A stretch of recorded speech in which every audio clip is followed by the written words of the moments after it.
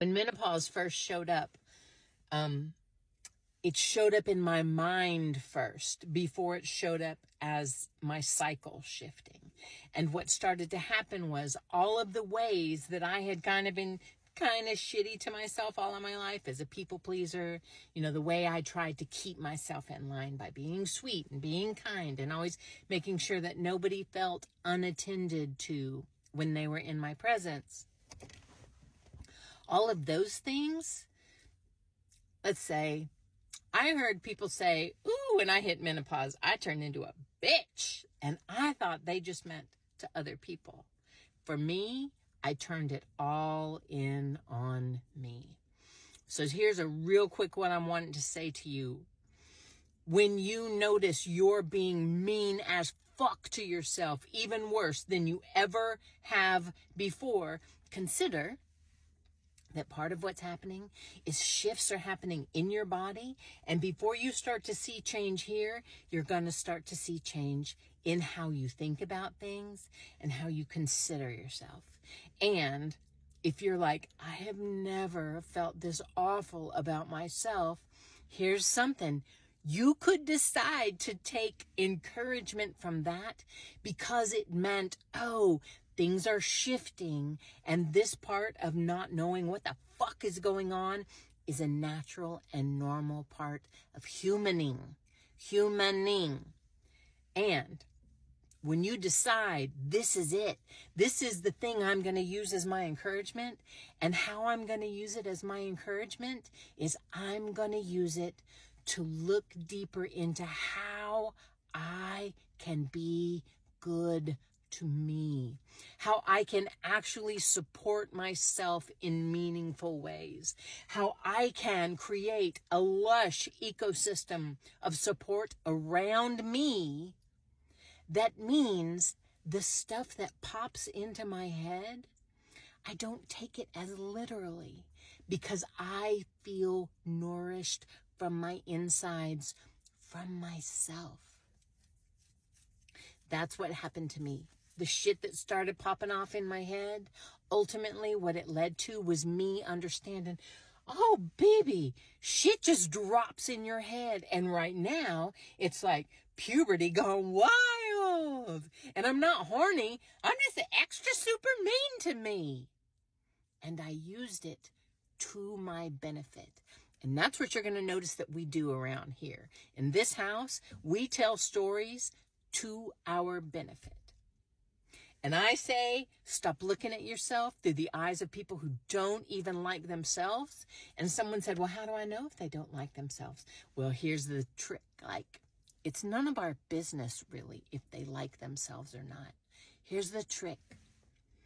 Do you like the way it feels when you look at yourself through what you are perceiving as their eyes? That. We turn it in on ourselves to our benefit. Not so we can learn better, not so we can do different, not so we can get our shit together. So we can know ourselves. So we can know ourselves and support ourselves in ways that free other people up to love on us and support us in ways that they can sustain.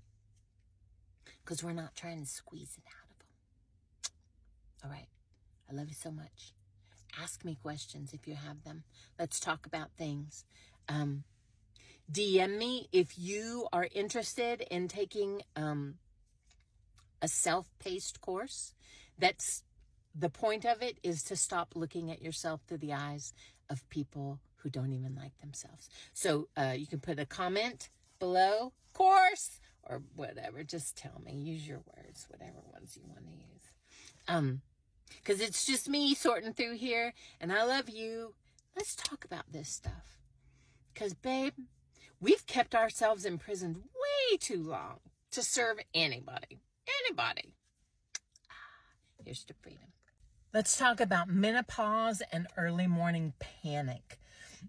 Before my cycle started to shift, I experienced menopause as being incredibly shitty to myself, to the point that I wouldn't go out among other people. my mind would conjure up, like there was this panic in my body, and my mind would conjure up all of the reasons why it was justified, why we ought to be panicked, why we sure as fuck should be afraid, and we also need to be worried that everyone hates us right this minute. And even if it's the middle of the night, they are actively hating us right this minute. So, something I'll talk about later. And ask me questions and we'll feed them in later to another video. Your mind and your body get caught in habits, in patterns, in loops. And it happens also with panic in the night. I would wake up with what I would have told you was a panic attack. And what I started to do was I would wake up, I would realize that I am in my bed, and my brain would be like, oh, you know why this is happening. This is happening because, and you're the worst of that. Because a brain is a beautiful companion. And what it's going to try and do is find out why it's reasonable that you're so fucking freaked out.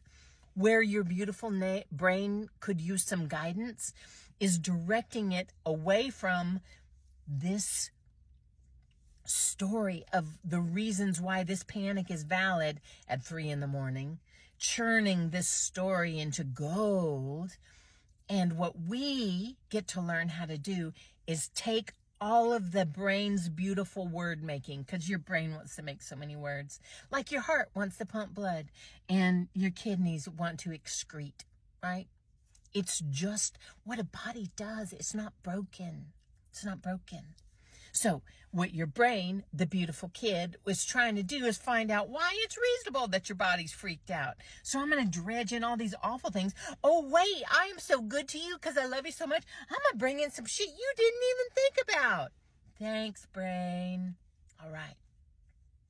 So here is how I would start to tickle that pattern loose, okay?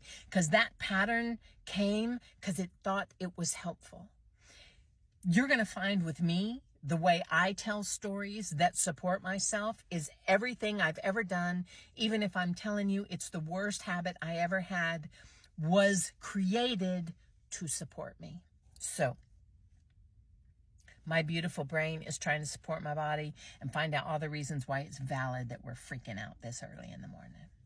So what I did was I took my brain's beautiful words and I shifted them from this freaked out future that I don't know about, from shopping off the shelves of the past of the ways that I might have been awful to humans. And what I have it do is I have it go into my body right now. Tight in my throat, shallow in my breathing. My elbows are fine.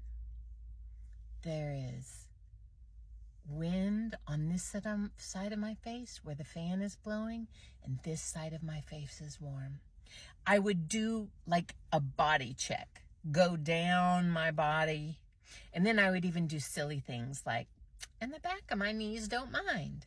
Because that is what we call a pattern interrupt. When you're learning a new skill, when you start to veer down the old highway, a pattern interrupt helps your brain go, oh, no, we're not doing that anymore. So that's what I wanted to share.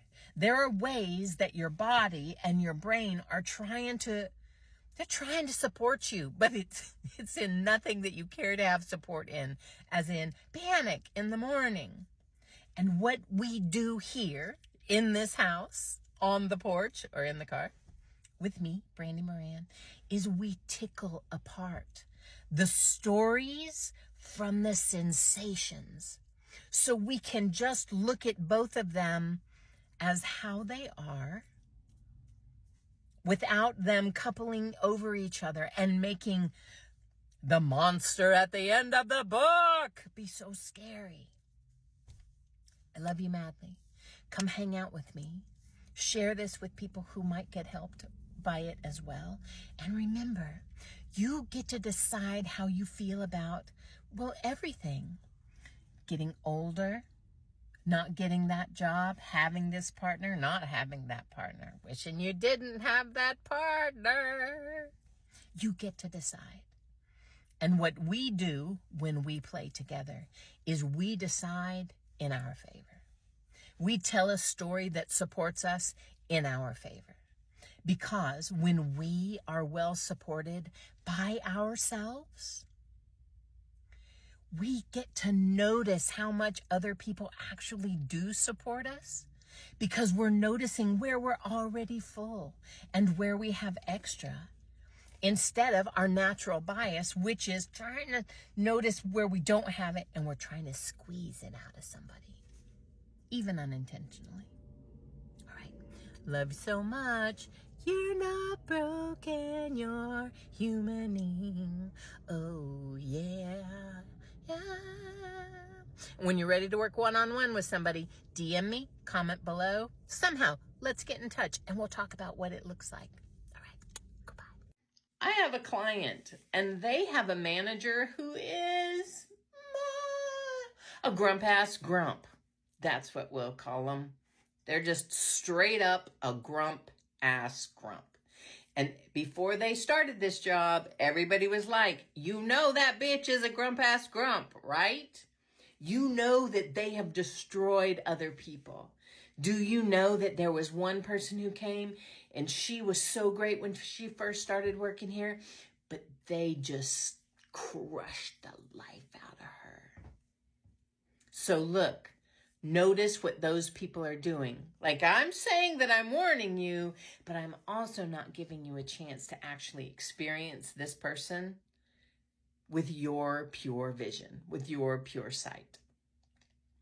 So what they noticed was they started calling this person the Dragon Lady. And they noticed that they started to be agitated and fearful when the Dragon Lady was going to come and be in the office. And then sometimes the Dragon Lady is in a pretty good mood, so they feel good about themselves. But sometimes the Dragon Lady, she just is a grump-ass grump. And then they feel bad about themselves. Because if they only didn't have to ask these questions, if they only could get help from someone else, except this is the person they're supposed to get help from. Okay, so look, this person being a grump-ass grump, it's not a bug. It's a part of the program. It's how they get to have people not ask them questions, get people to not bother them. Because if I can be irritable and you don't want to come ask me questions, that serves me. Also, I have this reputation of being the Dragon Lady and crushing people. So, of course, I am going to use that to my benefit. Why does this matter? Notice the people that you don't advocate for yourself with, because it irritates them. It makes them angry.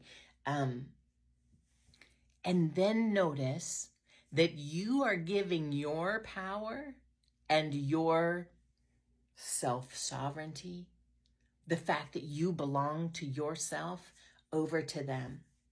You are waiting for them to be in the right mood before you advocate for yourself. This is what we learned when we were tiny people. You need to wait for the right mood. Oh, they're not in a very good mood yet. You need to wait. Or maybe you could give them a little gift. Do something nice for them so they'll be in a better mood, so they can say yes to you. How many things in your life do you only give yourself a little bit of permission for when everything else seems right? Probably a few things. Because it's what we do, babes. Your brain isn't broken. You're just not broken. It's just